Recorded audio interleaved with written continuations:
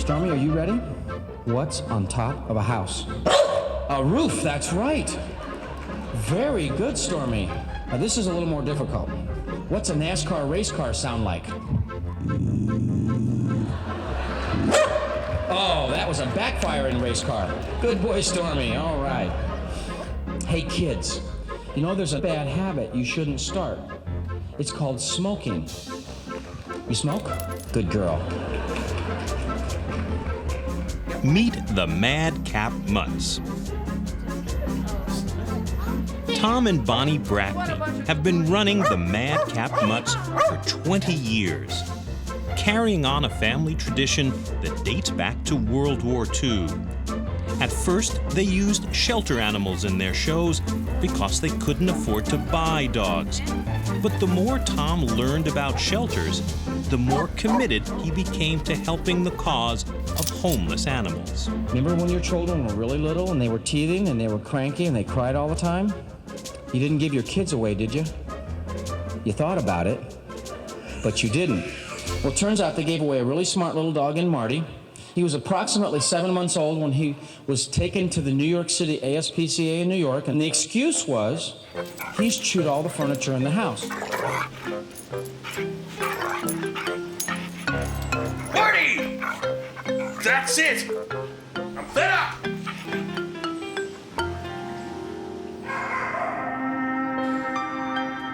In the United States, there are more than 6,000 animal shelters filled with abandoned cats and dogs. The lucky ones find new homes, but 5 million animals die in shelters every year. Marty was days away from suffering the same fate when Tom Bracken and the Mad Cap Mutts came to the rescue.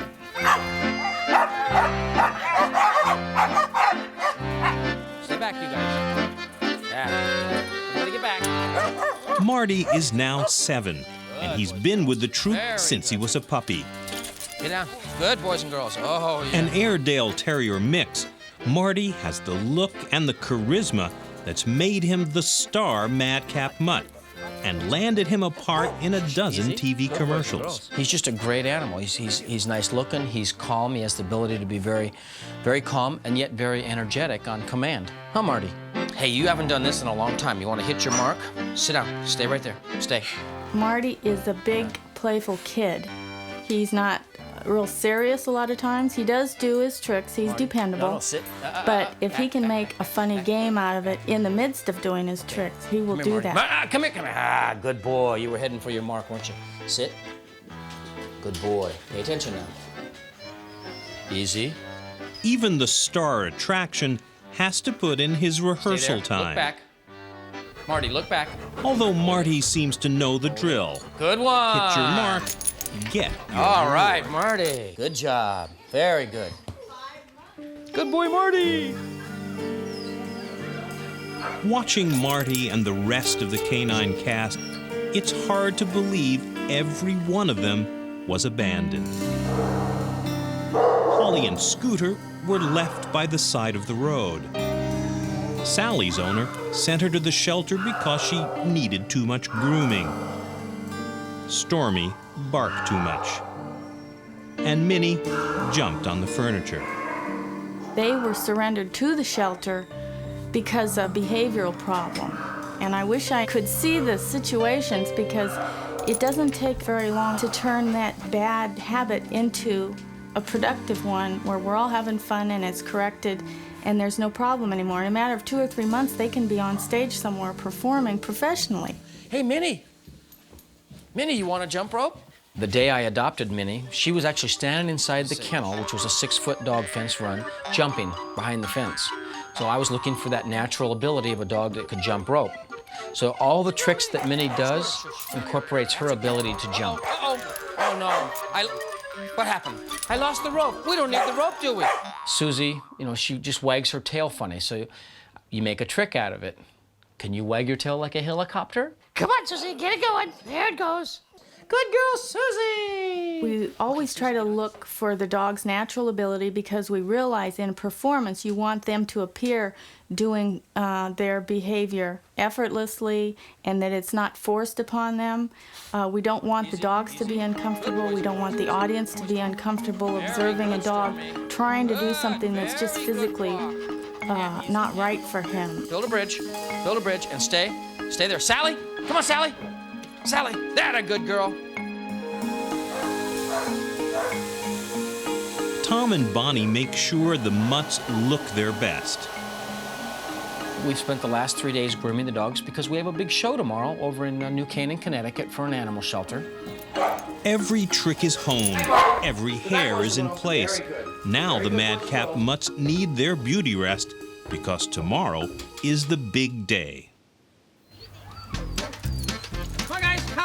The morning of the show, everyone's raring to go, except Oreo, who's not crazy about traveling with up to 14 dogs.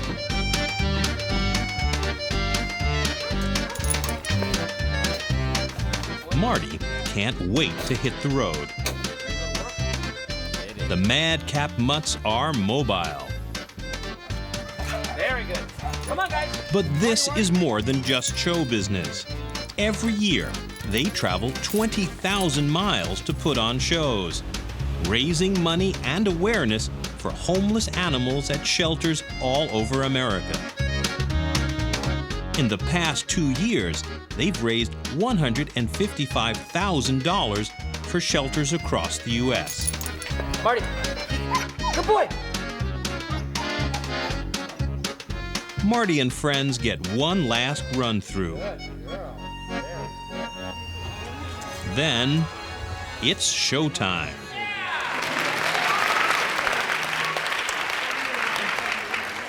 The next dog is what we consider our big star. Hey, Marty, come on out, buddy. Hey, Marty.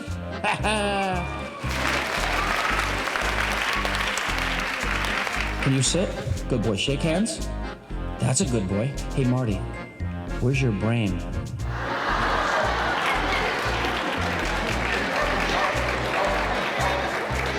Good boy. All right. Good boy. Hey, Marty, isn't it also true you auditioned for a Western one time? But unfortunately, he didn't get the part because he doesn't play dead very well. Bang!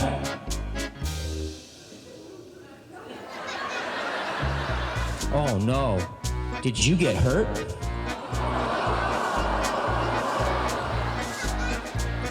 Good boy. Very good, Marty.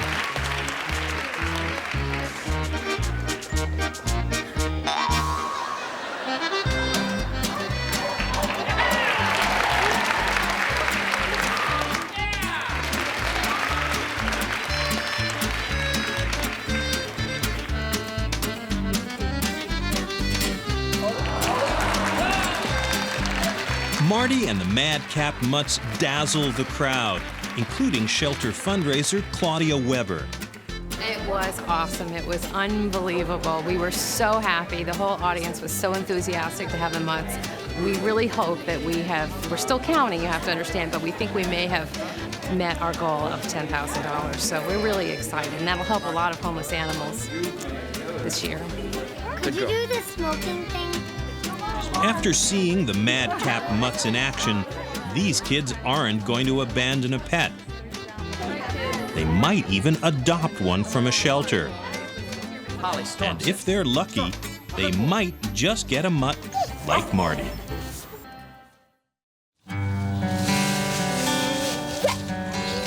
A girl, a dog, and a bright, quiet day in autumn. A pleasant scene, but hardly remarkable. Until one hears their story. Tasha is more than just a constant companion. Tasha, stand up. She's a highly trained service dog whose life is devoted to helping the disabled. Stephanie was born with multiple handicaps. Along with her many physical and learning disabilities, she also has epilepsy. Stephanie used to walk with braces, but her condition worsened and she was confined to a wheelchair. Stephanie's horizon seemed very limited until her mother Janine read about an institution that trained service dogs. And so I thought, well, this would be perfect for Stephanie to be able to have the aid of a dog when she was in her wheelchair. This is the Woman's Prison in Gig Harbor, Washington. The prison runs a service dog training program that's all about second chances. A second chance for dogs who often come from a shelter. A second chance for prisoners who learn to be trainers and groomers. And a second chance for the disabled. The first time that we went out for an interview, they showed us the dogs, and they had just received Tasha. She was brand new to the program. And each time we went out, we would always say, "What about Tasha? What about Tasha?" Because our family had fallen in love with Tasha. And it was just obvious to us, a good match, you know. And the dog program director at that time kept saying, "No, Tasha's too big a dog for a little girl, just too big." And so we'd say, okay, you know, and pretty soon, "Well, what about Tasha?" You know, "No, Tasha's too big. She needs to go to a man. She's big and she's stubborn." Tasha and Stephanie had formed a powerful bond from day one, and no one could keep them apart. So one time when the prison was in lockdown, we went for another one of our interviews, and because they were in lockdown, we got stopped in this center hallway, and Tasha was in there with someone else, and we were in there to go back and try to get a match for Stephanie again. And Stephanie just took hold of Tasha's leash, and every single command that Stephanie would give Tasha, Tasha would immediately do, and it just was perfect. This looks like a match made in heaven. The match has lasted 3 years now. Originally, Tasha's main job was to pull the wheelchair. Stephanie has had several vertebrae fused, and it's too difficult for her to do it alone. But before long, Tasha had learned a lot of other useful skills. Tasha, open the door. Tasha has the capability of doing a lot for Stephanie. Get the phone. She No, is get able the to phone. bring the phone to Stephanie, or if Stephanie's watching television, she can bring her the remote to change the stations with. Go. Hello? Tasha, take. For Tasha, this job is serious business, although some jobs are more fun than others. But for Stephanie and her mother, the gift that Tasha has given them is the gift of freedom. Now that Stephanie has Tasha, sometimes we let her be by herself more than what we did before. Janine still keeps a watchful eye, but she knows that Tasha helps Stephanie stay focused on her safety. Part of Stephanie's disability is that she's very impulsive, and one of the things that we were always very concerned about was that she would forget when she came upon a corner to look for cars. We were out for a walk, and Stephanie stopped right at the corner and started looking both ways and watching really good. And I said, "Oh, good job, Stephanie. You're remembering to watch for cars. Very good." And she said, "I have to now, Mom. I have to watch out for my dog." Just remembering that she needed to look after Tasha has helped her to remember to look after herself. However, Tasha gives Stephanie more than safety or mobility. Stephanie is 17, an age when everyone craves acceptance, and it was Tasha who helped her get it. When she's walking down the hall at school or out in public, instead of people saying, "Well, there's a girl in a wheelchair," they will say, Okay, we're trying to make colors. "That little girl with that dog," you know, and they will talk to her about her dog. And this is good because some people don't know how to act when they're around a person in a wheelchair. They want to speak to them, but they just don't know what to say. And so it makes Stephanie approachable. That looks really pretty. Looks like the sun. Tasha and Stephanie are constant companions. But Tasha has also taken on an extraordinary new role in Stephanie's life. Stephanie has epilepsy. Everybody had to keep a watchful eye on her. That is, until Tasha took over. Over time, Tasha developed the ability to detect Stephanie's seizures before they happen. This is not a skill which can be developed through training. Very few dogs have it, and medical science does not understand how it works. Stephanie's seizures often happen without warning, but can sometimes be triggered when she's stressed or excited. When a seizure is about to occur, Tasha becomes unusually protective. She comes closer to Stephanie and seems disturbed, sensing that something's wrong. Since she knows when Stephanie's not feeling well, she's a good barometer for us to be able to tell that there's a possibility that Stephanie might be going to have a seizure when Tasha gets real clingy. For Stephanie, it means more security, the freedom to be just one of the kids enjoying a field trip. Stephanie can forget her medical condition, knowing that Tasha will watch out for her, regardless of the distractions around her. Stephanie is always on her mind. So's that annoying sock. What a pleasure to get that job done. But nothing pleases Stephanie more than their friendship. She's wonderful and cuddly, like a big teddy bear. I love her.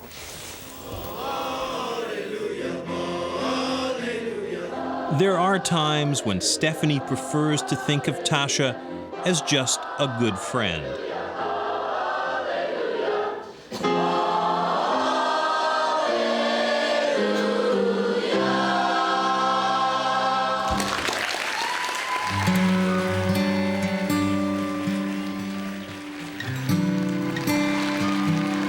Tasha is more than a friend, even more than a service dog. She turned out to be a warning dog who can predict a medical crisis. And that's much more than Stephanie and Janine ever hoped for. When I see them walking down the street together, sometimes I think, what a great team.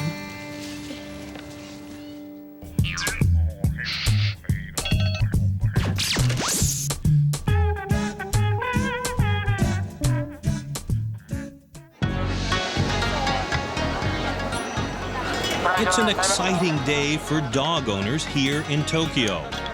This is day one of Super Dogs Carnival 2000, a canine extravaganza where ordinary pets show that they can do some extraordinary things.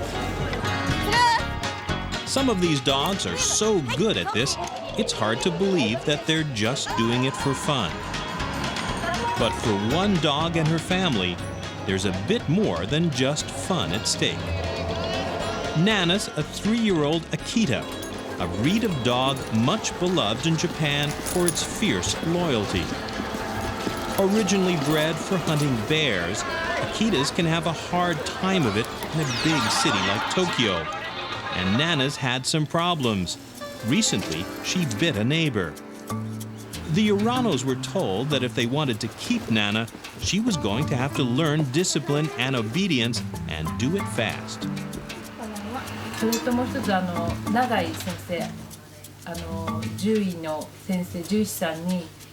Dr. Nagy, our veterinarian, told us that although Nana had bitten someone, Nana should be given a chance to go to the Happy Tail Club to be trained in obedience, so that it wouldn't happen again.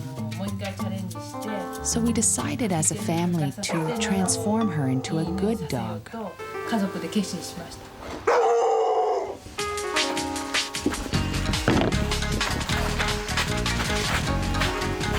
For many dogs, agility training is just good, clean fun and a way to burn off energy. Some dogs are naturally talented.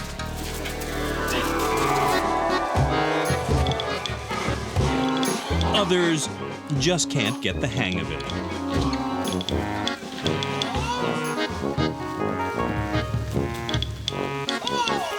Finally, there's Nana.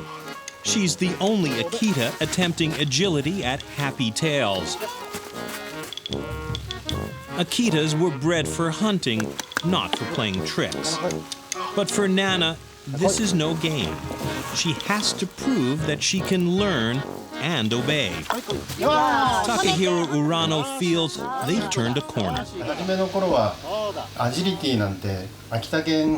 I had doubts that an Akita dog could do agility exercises, but actually, we had many words of encouragement from other club members. They told us we should try, because Akita dogs in agility exercises were practically non-existent.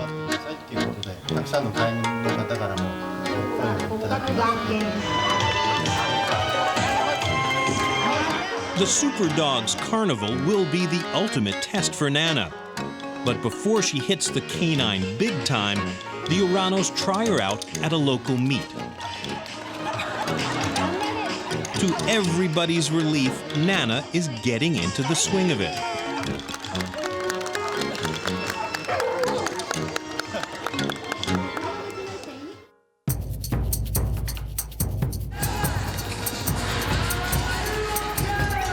The big day has finally arrived. And look at these dogs. They run. They jump. They look like the Olympic athletes of the canine world. These are not things that an Akita was meant to do.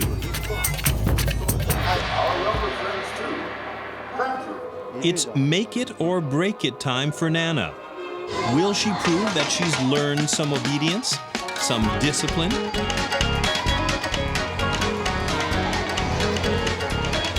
The answer is yes. Nana is putting on the performance of her life. Maybe all she needed was the right audience. She has done a great job. Congratulations. And with Nana's new skills, she has earned the right to stay with her family in Tokyo.